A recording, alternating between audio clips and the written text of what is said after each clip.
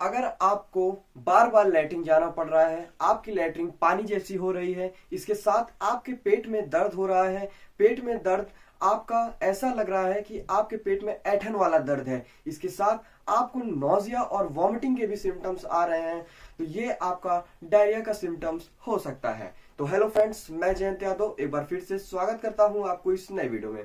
दोस्तों, आज की इस वीडियो में मैं आपसे बात करूंगा कि आखिर डायरिया क्या होता है, डायरिया किस वजह से, क्या इसके कारण हैं, क्या क्या सिम्टम्स देखने को मिलते हैं। इसके साथ मैं आपसे लास्ट में बात करूंगा कि डायरिया को कैसे डॉक्टर्स डायग्नोस करके इसका सही इलाज आपका करते हैं। तो दोस्तों, वीडियो स्टार्ट करने से पहले मैं आपसे एक रिक्वेस्ट करना चाहूंगा कि अगर आप इस चैनल पर नए हैं तो चैनल को सब्सक्राइब करिए ताकि आने वाला अगला वीडियो आप तक पहुंच सके। तो इस वीडियो में मैं आपसे नॉर्मल जो कि डायरिया होता है, आप जिसको खुद से भी प्रिवेंट करके आप इसका इलाज खुद से कर सकते हैं, इसके बारे में मैं आपसे बात करूंगा इस छोटी सी वीडियो में।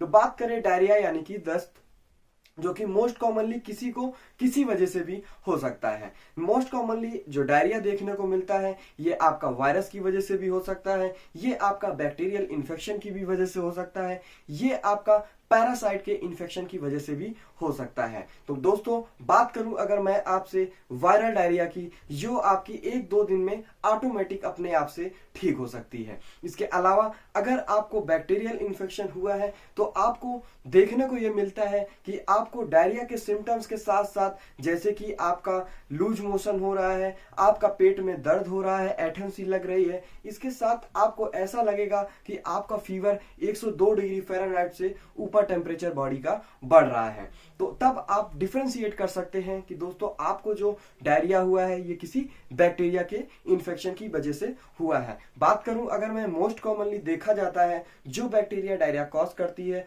वो मेनली ई कोलाई होती है। कभी कभी टाइफाइड के फीवर में ये सैल्मोनेला टाइफी नाम की बैक्टीरिया भी डायरिया के सिम्टम्स को कॉज करती है। इसके अलावा आप ऐसे भी डिफरेंशिएट कर सकते हैं कि डायरिया आपका बैक्टीरियल है या फिर पैरासाइट। मेनली अगर आपको डायरिया के सिम्टम्स के साथ आपको फीवर के भी सिम्टम्स आ रहे हैं तो इसका मतलब मेनली जो आपको डायरिया हुआ है वो बैक्टीरियल इन्फेक्शन की वजह से ही हुआ है। और अगर आपको फीवर नहीं आ रहे, बाकी सिम्टम्स डायरिया के आ रहे हैं, तो मे बी ये आपका मोस्टली पैरासाइट के इन्फेक्शन की वजह से ज्यादातर देखने को मिलता है, क्योंकि हम लोग बाहर का भी कुछ खा लिए हैं, उसकी वजह से भी ये इन्फेक्शन आ सकता है।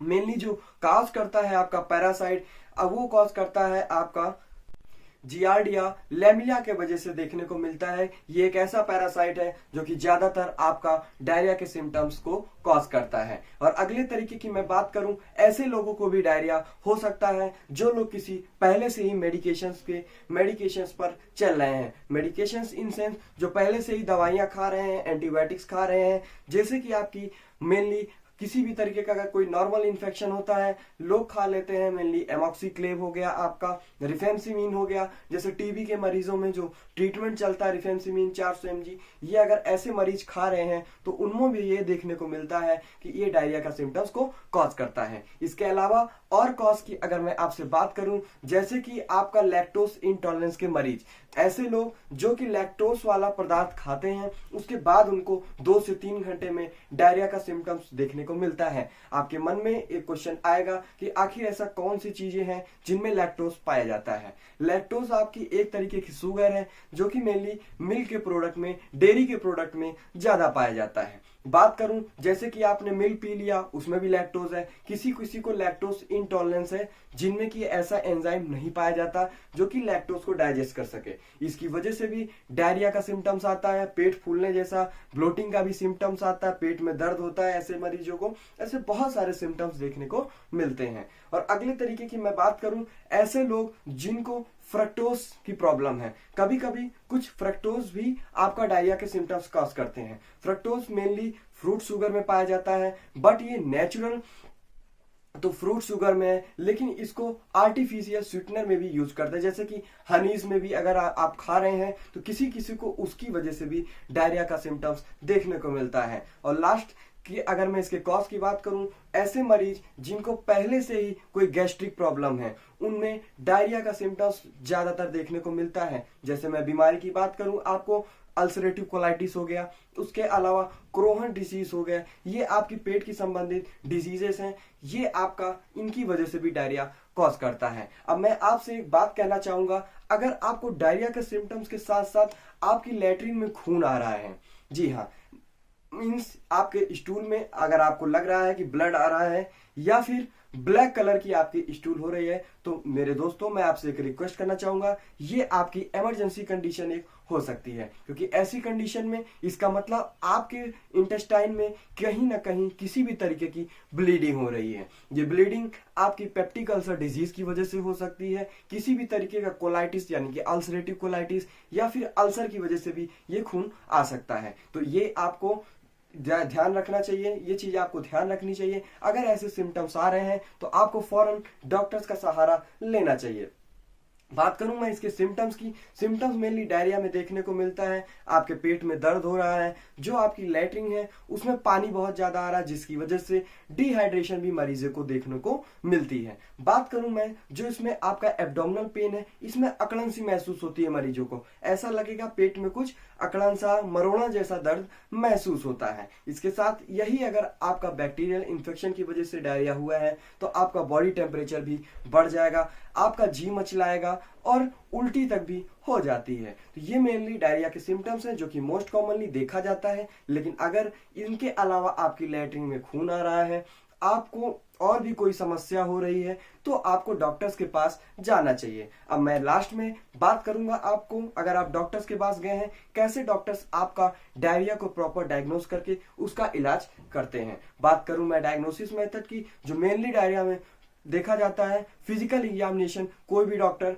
किसी भी बीमारी के लिए जरूर करता है। सबसे पहले मैं बात करूं, फिजिकल एग्जामिनेशन में आपका बीपी चेक किया जाता है। बीपी इसलिए क्योंकि अगर आपकी बॉडी ज्यादा डिहाइड्रेट है तो आपका जो बॉडी का फ्लूइड है डिस्टर्ब हो गया, जिसकी वजह से आपका बीपी भी लो हो जाता है। और इसके अलावा आप अगर डिहाइड्रेटेड है, आपको चक्कर हो आएगा, ऐसे भी सिम्टम्स आप खुद डॉक्टर्स को बताते हैं। और अगला मैं बात करूं टेस्ट की, तो डायग्नोसिस में आपका ब्लड टेस्ट कराया जाता है, जिससे कि ये पता चल सके। ब्लड में बहुत सारे कंपोनेंट्स हैं, जिसमें कि आपका जैसे कि WBC है, अगर किसी तरीके का आपको इन्फेक्शन है तो उनके लेवल एलिवेटेड हो जाते हैं, बढ़ जाते हैं, जिससे कि डॉक्टर्स पता लगा सकते हैं कि आपको जो डायरिया हुआ है, अगर ये 2-3 दिन से ज्यादा हो गया है तो आपको जरूर ऐसे टेस्ट कराना चाहिए। और तीसरे तरीके का अगर मैं टेस्ट की बात करूं तो वो होता है स्टूल का कल्चर करवाना, स्टूल टेस्ट, यानी कि आपकी लैट्रिन की जांच। ये डॉक्टर तब कराते हैं जब आपको जो डायरिया के सिम्टम्स हैं 1 हफ्ते से ज्यादा अगर आपको है तो। इस केस में स्टूल का कल्चर कराना बहुत ज्यादा जरूरी हो जाता है,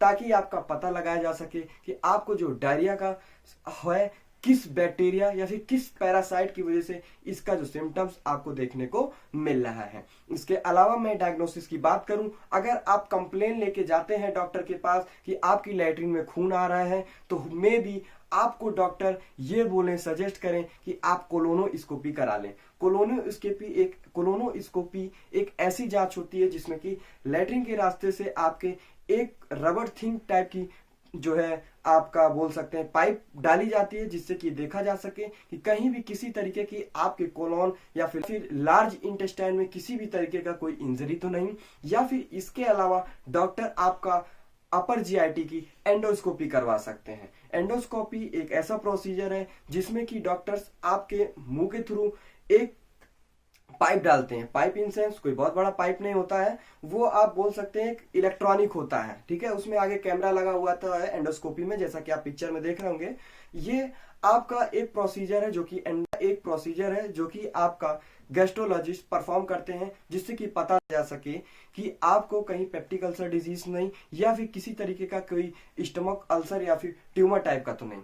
अब बात करूं अगर मैं आपसे कि इसके ट्रीटमेंट की, मेनली जो ट्रीटमेंट दिया जाता है इसमें ORT treatment, oral rehydration therapy, क्योंकि डायरिया में आपका बहुत ज्यादा पानी का लॉस हो जाता है, इसकी वजह से आपको ORT ट्रीटमेंट दिया जाता है। जो कि आपको प्रिस्क्राइब किया जाता है। इलेक्ट्रोलाइट्स लीजिए, जैसे कि आपका इलेक्ट्रॉल हो गया, ORS वगैरह आप ले सकते हैं अपने बॉडी का जो फ्लूइड लॉस है उसको रीगेन करने के लिए। यही डायरिया अगर आपका एंटीरियल इन्फेक्शन की वजह से है तब आपको एंटीबायोटिक्स दवाइयां देके इसको ठीक किया जाता है, जैसे कि आपके सिफ्लोफ्लॉक्सिन 500 mg आपका ये दोनों टाइम अगर आप इसको खाते हैं 1 हफ्ते तक तो आपका डायरिया का सिम्टम्स चला जाता है। इसके अलावा नॉरफ्लॉक्स TZ जो कि नॉरफ्लॉक्सासिन 400 mg इसमें होता है, ये भी आपका डायरिया के सिम्टम्स को दूर करने के लिए बहुत ज्यादा मददगार साबित होता है। इसके अलावा अगर आपका डायरिया पैरासाइट की वजह से है तब आपको मेट्रोनिडाजोल की जो टैबलेट्स आती हैं 400 mg में, ये आप दोनों टाइम 5 दिन तक अगर खाते हैं तो भी आपका डायरिया का सिम्टम ठीक हो जाता है। ऐसी और भी कई सारी दवाइयां हैं जो कि डायरिया के मरीजों को ठीक करने में बहुत ज्यादा मददगार साबित होती है। और अगर मैं बात करूं, ज्यादा फ्लूइड अगर आपका लॉस हो चुका है, डिहाइड्रेटेड आप गए हैं हॉस्पिटल में, आपको एडमिट करना पड़ा, तो इसमें जो है आपका IV के थ्रू आपकी बॉटल्स ग्लूकोज चढ़ाया जाता है, जिससे कि आपकी बॉडी में जो लॉस हुआ है वाटर का उसको रीगेन कराया जा सके।